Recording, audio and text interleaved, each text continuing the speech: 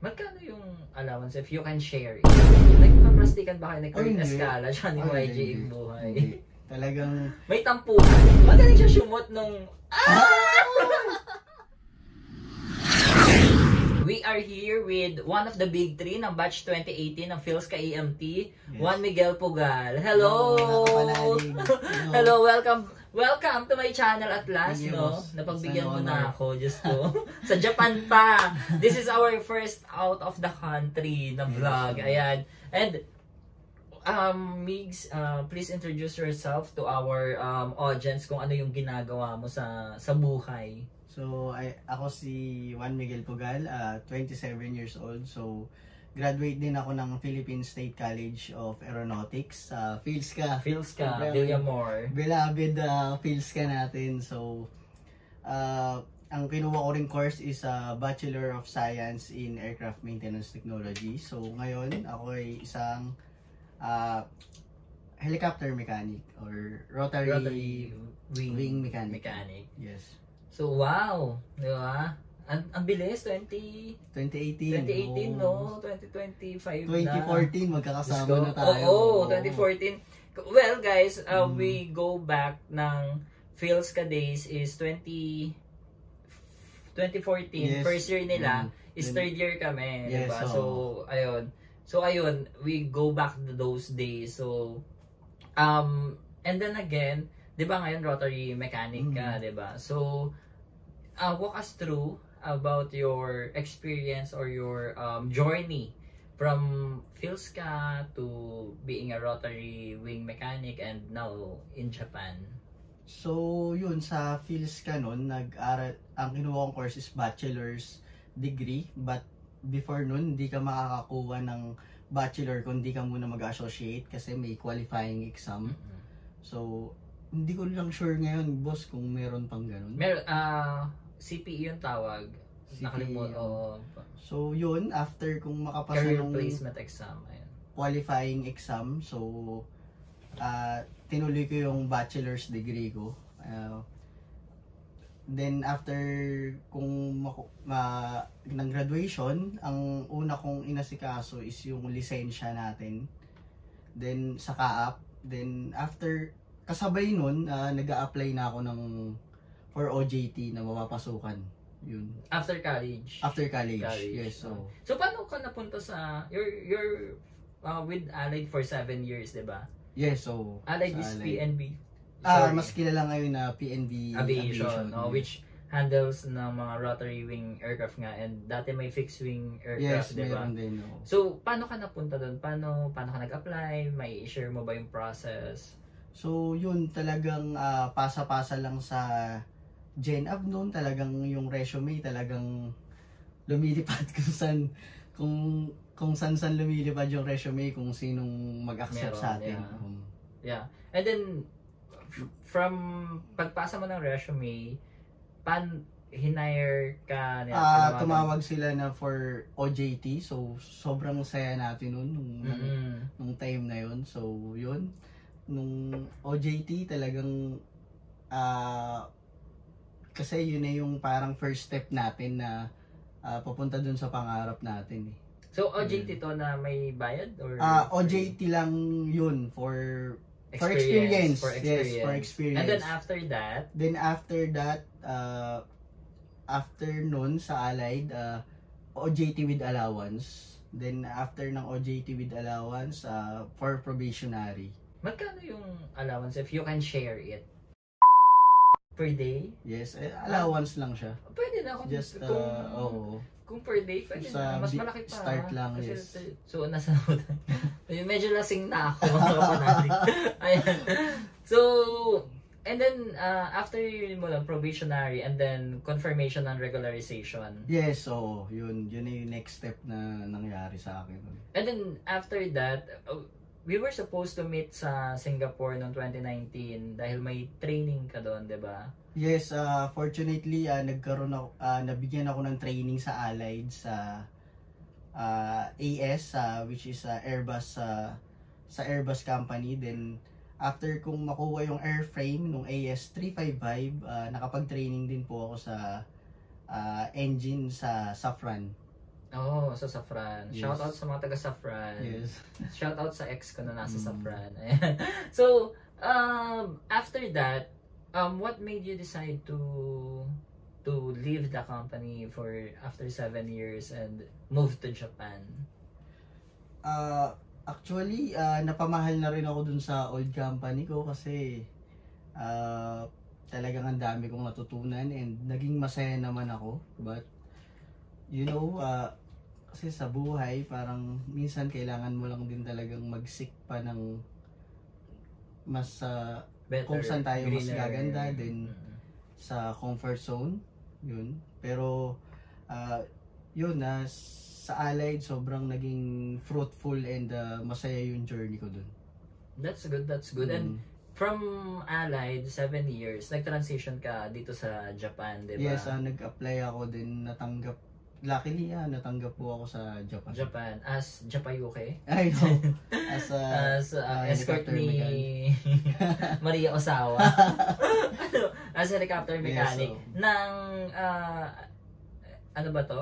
Commercial or... yung company ko ngayon is yung which is flying school. Flying school siya ng helicopter? Yes, Oh, nice yes, I mean, sa Pinas parang walang flying school ng helicopter. helicopter. No, Yes, parang wala, no? Oo. Meron naman, I think, sa Plaridel ay Oh, okay, meron. Parang never heard. I think sa Masters, guys. Oh, sa talaga? Masters, yes. I mean, I never heard na merong flying school sa helicopter. And then, right now, di ba, parang nag-move ka dito January. So, January, February, March, April, May, June. So, 5 months, di ba? Pero, nag-US ka na. Very nice. So, di ba? Nagulat ako, nag-US ka na. Yun, thankful tayo dahil nabigyan din tayo ng training ulit sa US sa Wow. Robinson Helicopter Company naman. Nice. As in, Yun. kamusta ang training doon? Kamusta ang training sa helicopter? Ang training sa helicopter, yun, may lesson kayo. Then talagang kailangan mo lang talagang mag-pay attention. Then aralin mong mabuti kasi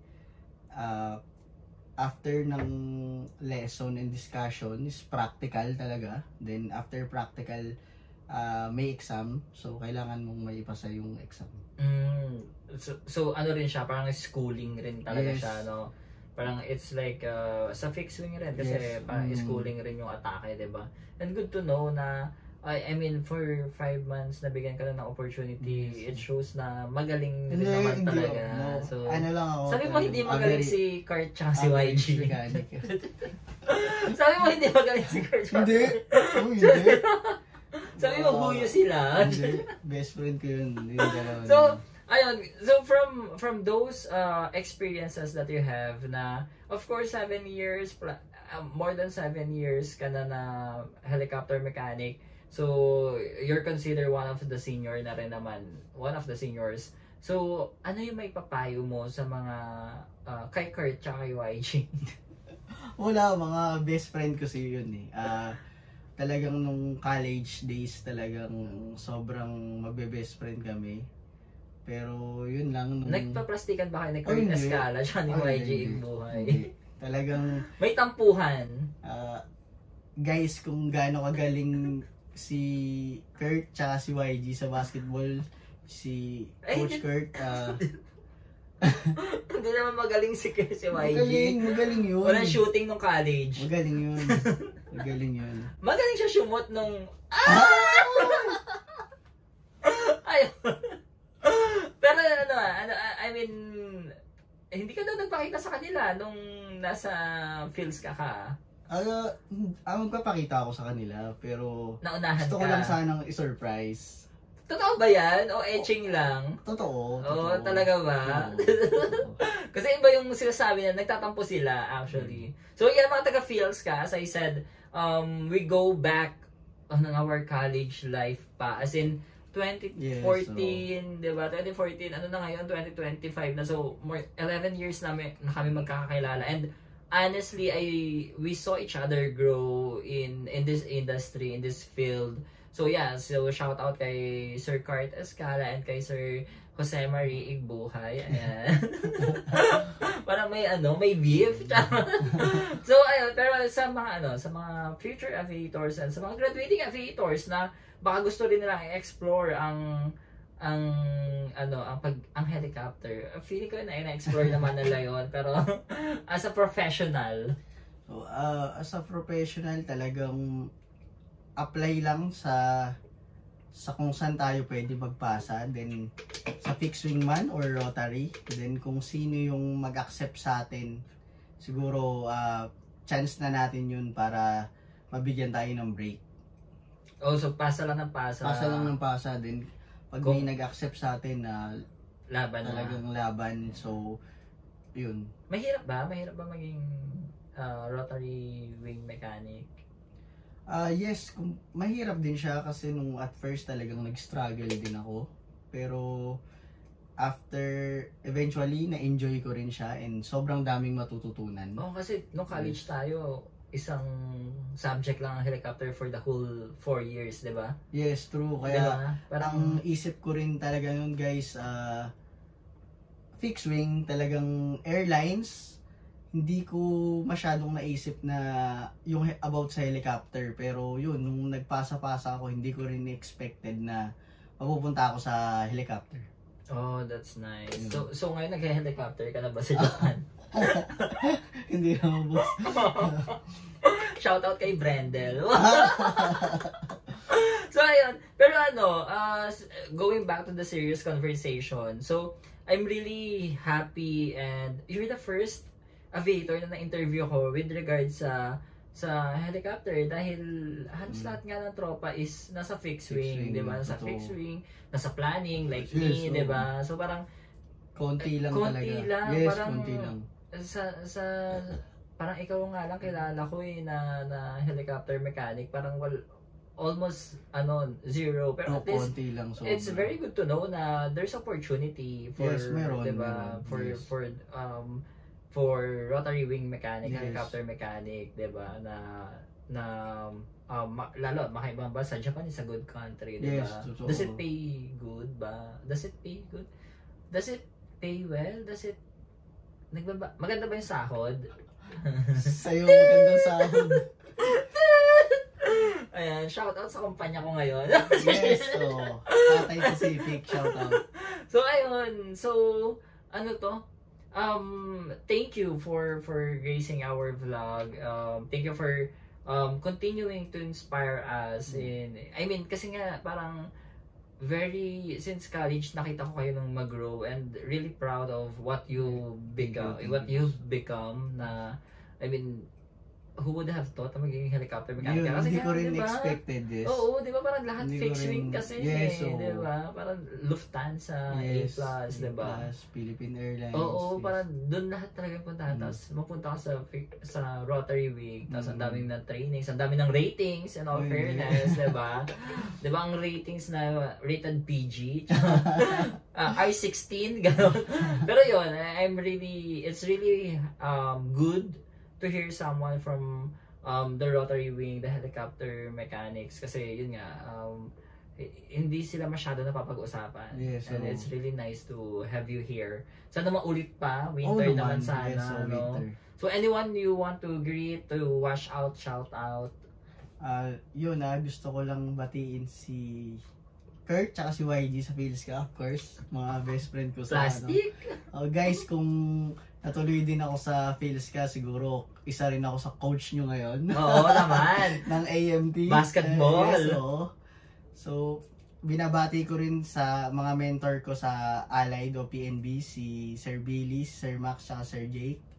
Then, binabati ko yung ate ko na nasa Canada. Then, yung brother ko na nasa law school, si Cesar. Then, mama at papa ko. Then, Pangilinan family sa Nueva Ecija sa Gapan. Then, ang fiancé ko si Cindy and mga kapatid niya sa Canada. Yun. Hi, Cesar! Hello! Hi, soon to be attorney, Yes, di ba? Pohon, soon to be attorney. Yes. So ayun lang, maraming salamat ulit. Thank you, And boss. ayan, it's honor. nice. Yeah. Grabe, it's an honor, hindi. I mean, it's the same thing since college. I mean, Salamat. Oo, mas maraming salamat for informing us about the journey of being a helicopter mechanic. And guys, mga kapanalig, so please follow Airman Clothing, Skill Tech. Thank you, Skill Tech, for making this video possible. And of course, follow me on my socials. Yes, Happy Feel. Happy Feel PH, Happy Feel on Facebook. Like, and subscribe, and follow. Oh, like, dream, believe, subscribe. Ayan. Ayan, cheers! Thank you. Thank you, guys.